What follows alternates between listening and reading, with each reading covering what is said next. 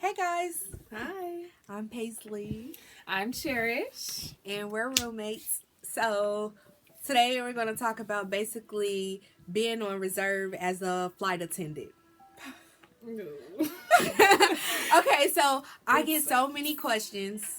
You know, we both get questions. Yeah. So, About being on reserve, what it's like. you just make the best of it. That's how I think about it. We're based in Boston and we have a crash pad. So let's talk about crash pads. Yeah. Okay, so finding a crash pad. The right crash pad, what you look for. We got lucky. Yeah. She did the footwork. I just followed behind. Everybody in our class was literally looking for crash pads once we got assigned our base. And when choosing bases, well, we didn't get to necessarily choose. It goes by seniority. I chose Boston. I chose New York.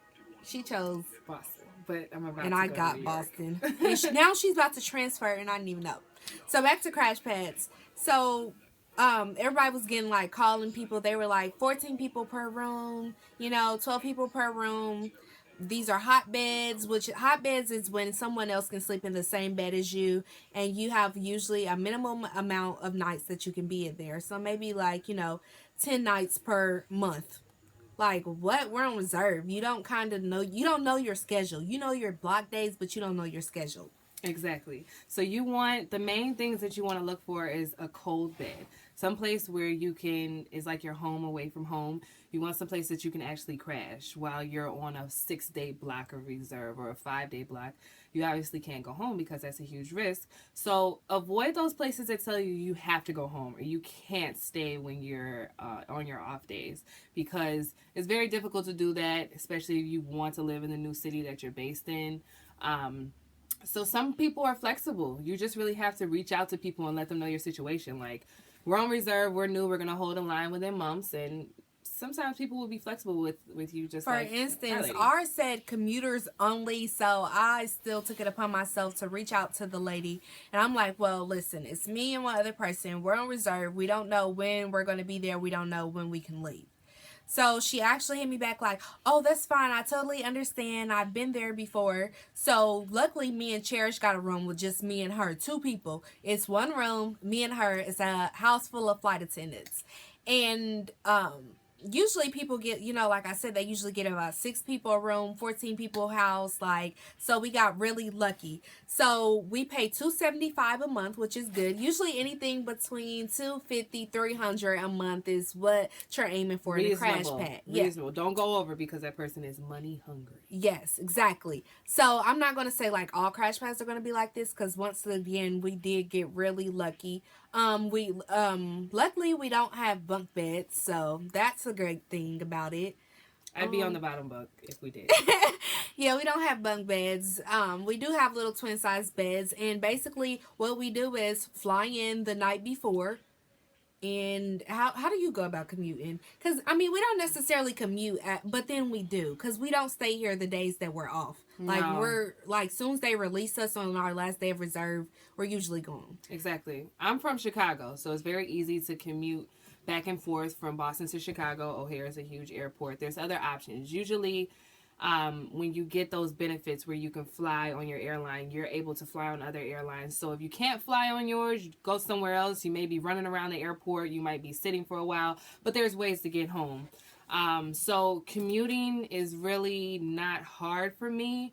You have to learn the system, learn the gate, be nice to the gate agents, accept the seats that are available, and just kind of roll with the... It's not one of the cities that we travel to. So I commute on another airline. I usually ride Southwest all the time. I have no problem. I usually call and I ask to be put on the list and I tell them the flight number, what flight I need to be on. And most of the time, if you be nice to them, they'll tell you, that flight is open or it's not. Because sometimes they won't tell you and you don't know till you get there. Then it's like, oh, I can't get home. Yeah. So once again, though, you are last priority because it's a non-REV ticket. So you didn't necessarily buy the ticket, it's part of the cabin seat agreements, which usually airlines have a bunch of cabin seat agreements. So once again, learn the system. My ID travel is you're going to be your go-to. You want to learn that. You want to read it back to back, up and down. Mm-hmm. You'll learn. Yeah, you'll learn that. So Okay, so our reserve. So people are like, how does reserve or da da da? So we usually have up to 6 days on reserve. And how many is a minimum on reserve? Is it 3? 3 days. 3 days minimum. What do you want to tell them about reserve? So reserve, okay. I am gonna just keep it real with you. Reserve is like waiting your turn, paying your dues. You can be on call for them to call you for what, 10 hours? 10 hours at home and 6 hours in airport standby. So you're just waiting for a call. And you know, once you get into the business, you'll be able to look and see, okay, when does the first flight leave? When's the time they're going to most likely call me, if they will?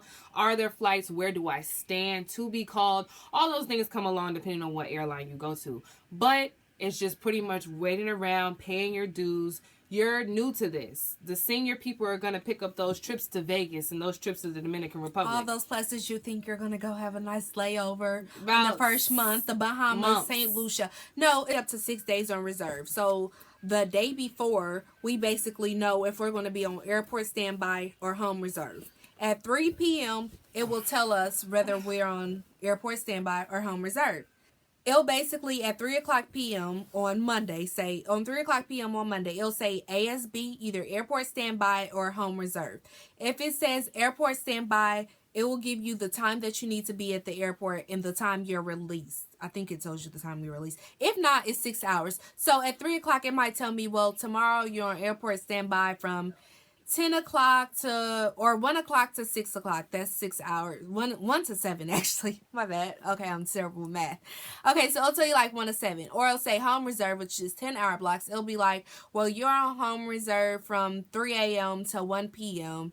And basically what you're doing is you want to make sure you have your phone volume on at all times and you're just staying home. At your crash pad, that is. Because once they call you and say, we need you to work a flight, you have 2 hours. 2 hours from the first time they call. 2 hours. Two. So ladies, makeup, everything. Bags need to be packed already. They need to be packed. They need to stay packed, basically pre-ready, because those 2 hours, you need to make sure you get ready, and you get to the airport in time. You get to your gate in time. You have all your mandatory items. You need every single thing at that report time. So have most importantly, have your lunch box ready, okay? The makeup and stuff, you can do that after you pre-flight on the plane in the lavatory. Put you some food in a bag. Do you hear me? FOOD in a bag. Because this right here, this tuna, that's your best friend. Best friend. Well, hers, you need one with a little. Yeah, so I mean, not this one. I'm in my crash pad, so you don't get this one. Get the one you can open it up yourself. Get you some tuna. Get you some dry food. Get you some fruit and stuff. Because what food would you say? I love the Starfish. Because I get tired of that plain food. Oh my gosh. I don't know if I can eat another Cheez-It. Or a blue chip. First of all, water. If you don't like water, you're going to like water. Let me tell you, stay hydrated. Stay hydrated. Like, I cannot explain that enough. Like, I love water now. Like, I've liked water before, but I love it now. So, if anything, like, put water in there. Always have tuna. What else? Some type of grain. Ritz crackers. You need some kind of like peanuts, maybe trail mix, like something sweet. There are ways to warm up your food. However, bring dry food at first until you'll learn that. Yeah, you'll learn. You'll learn.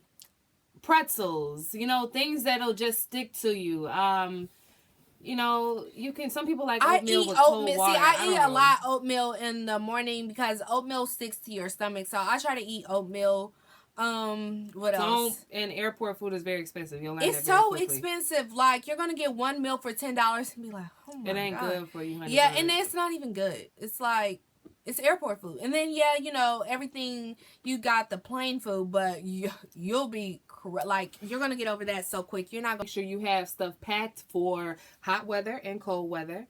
And then have your uniform set and ready to go. That way you take about 45 minutes to get ready. Speaking on that, what all do you pack, like in your suitcase? Because, reserved. So they may call you one day and you may go to New York and the next day you may be somewhere in St. Lucia.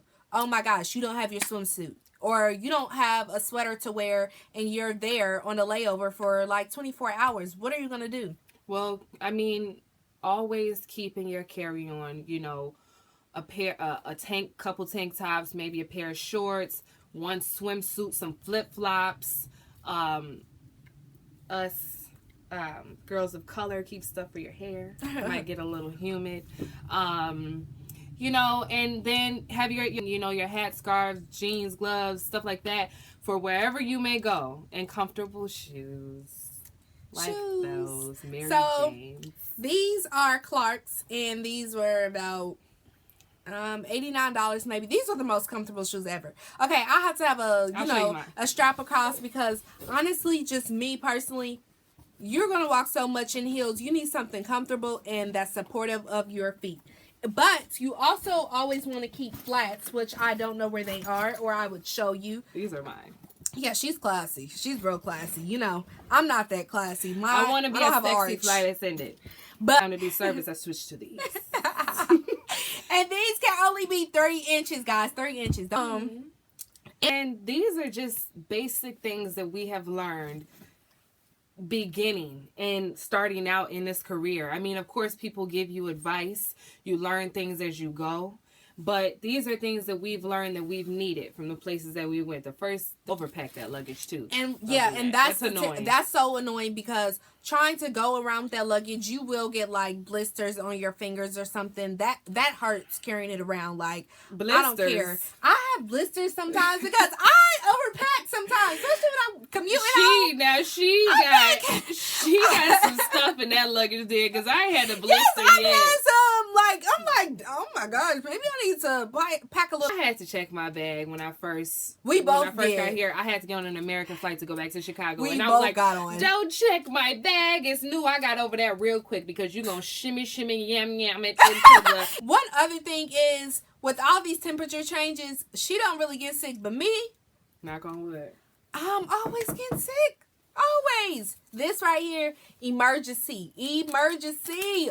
People told me during training, oh, you better drink emergency every day. You better do this. You better do that. You better take your vitamins, your vitamin C, your Paisley's all of been that. sick since 2003. Honey, I get sick all the time. I want one a day, an emergency. Everyday thing, whether I'm sick or not. First thing to do is fly when you are sick. It is the worst thing. Like, you feel like you're literally dying, and then you're talking to people, and you lose oxygen up there. Yeah, and then it's like, I'm sick. You can't really call out. You can't call out, and then it's like you're in reserve, so you don't want to call out.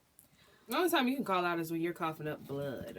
One other thing is, I have a lot of people hear about these. Dun dun dun. Dun. Yeah. It's tattoos. Tattoos. You're never gonna get a job. They're forbidden. Just stop it. Okay, so you can cover them up. Cover them up. So, training. However, tattoos, like right now, we have on our short sleeve shirt. I don't wear this shirt often because I avoid wearing this shirt. However, we have long sleeve shirts, we have long sleeve dresses, we have long pants. We have everything to cover. If you still can't cover them, you can wear band-aids, compressions, makeup, anything to cover your tattoos. Just cover them while you are in uniform. While you're in compliance. A prosthetic glove. She's going to tell you. She's going to show you. You see this? It's like magic. Oh, this one's still showing. That's why I got a watch and band-aids.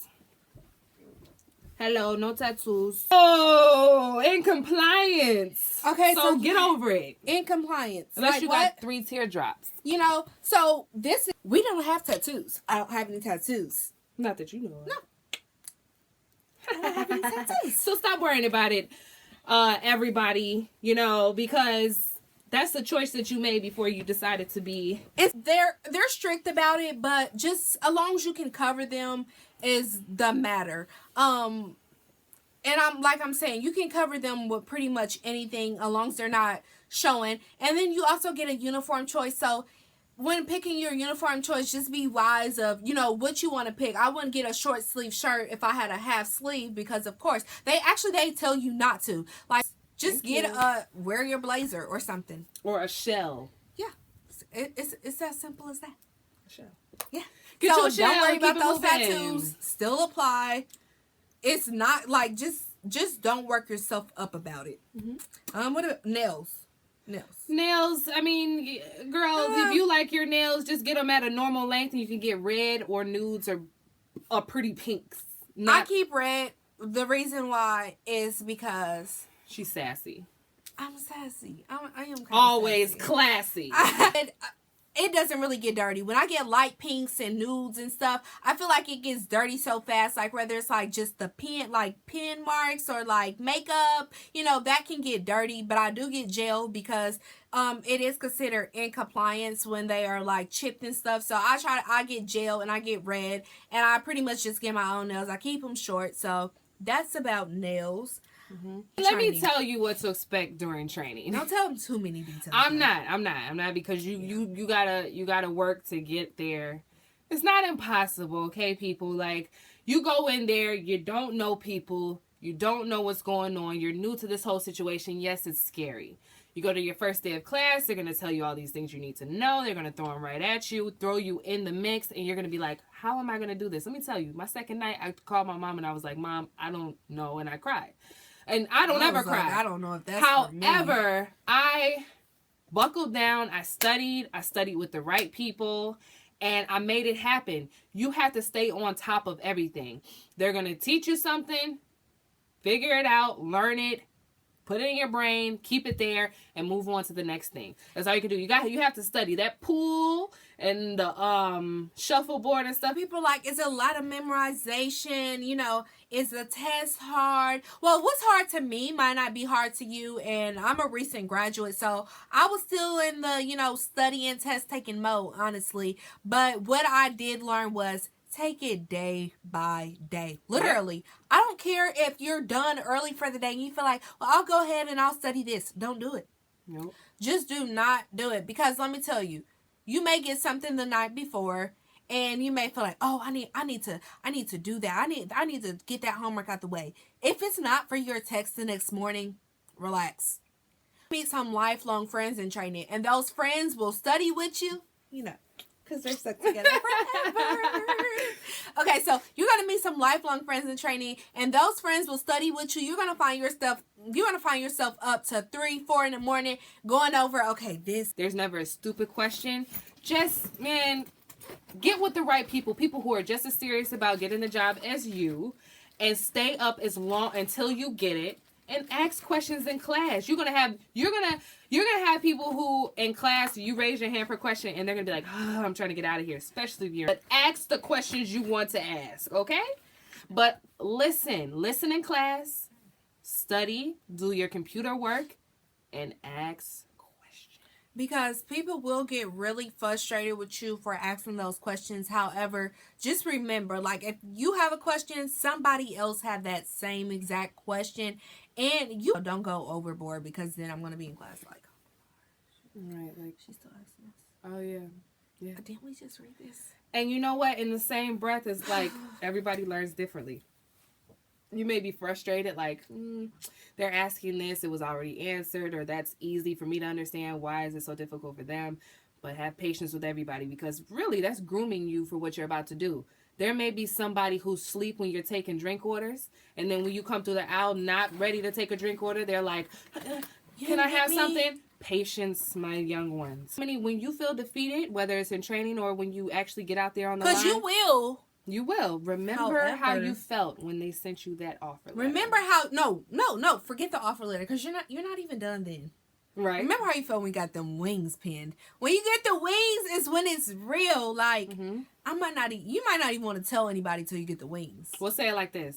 When you feel defeated in training, remember how you felt when you got the offer letter. I was going to say my when wings. When you get on the line, remember when you got your wings. Because people do fail tests and not receive those wings. They go home.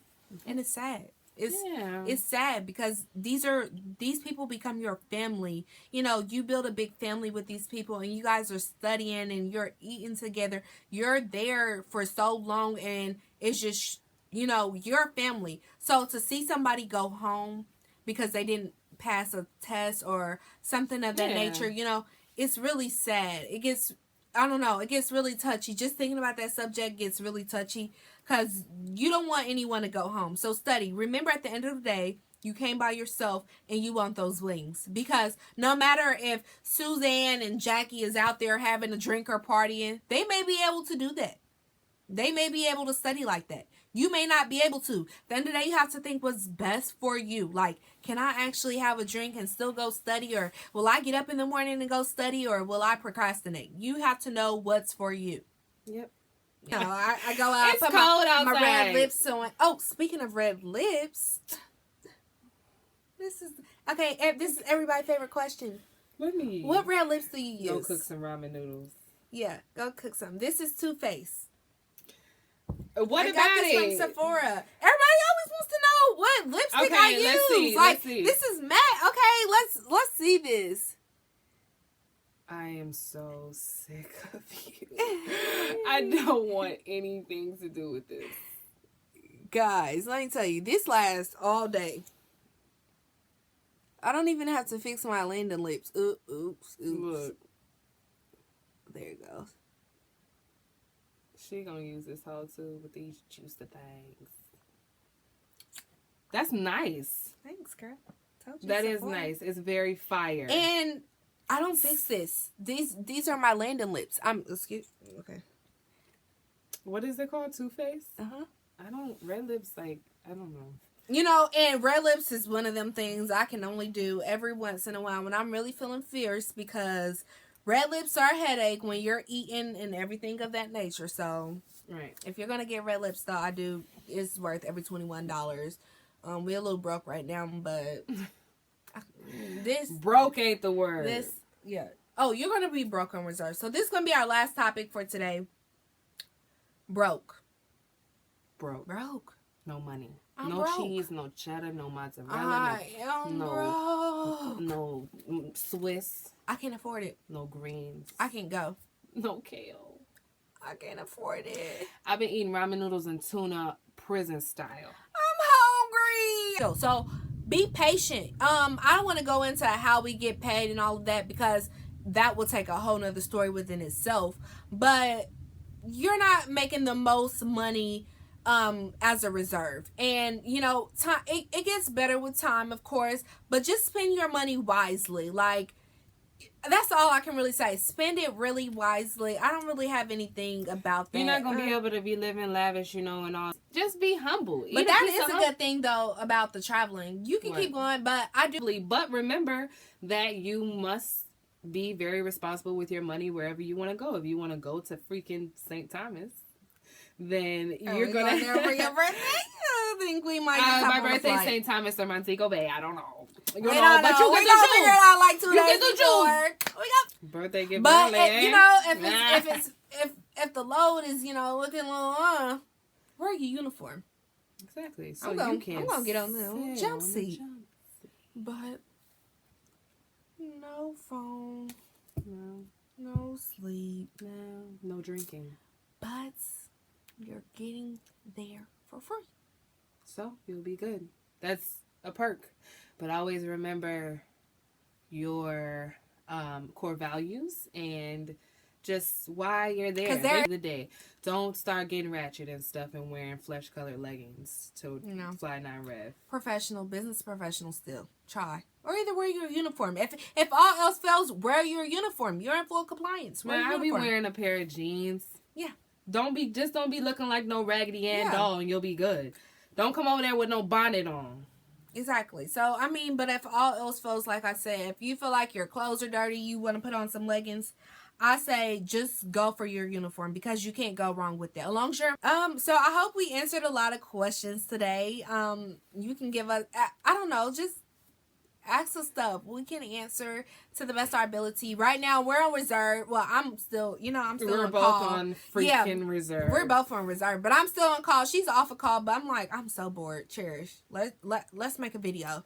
People Answer ask those me questions. She said y'all be hitting her up with questions and stuff. like, So she's like, girl, come here and answer these questions with me. I have time sometime, but Jesus. And I'm you over there trying to look for that your time is real slim, and when you do get time, you want it to yourself. Mm-hmm. So, very true. Thank you guys, and yeah, bye. Bye.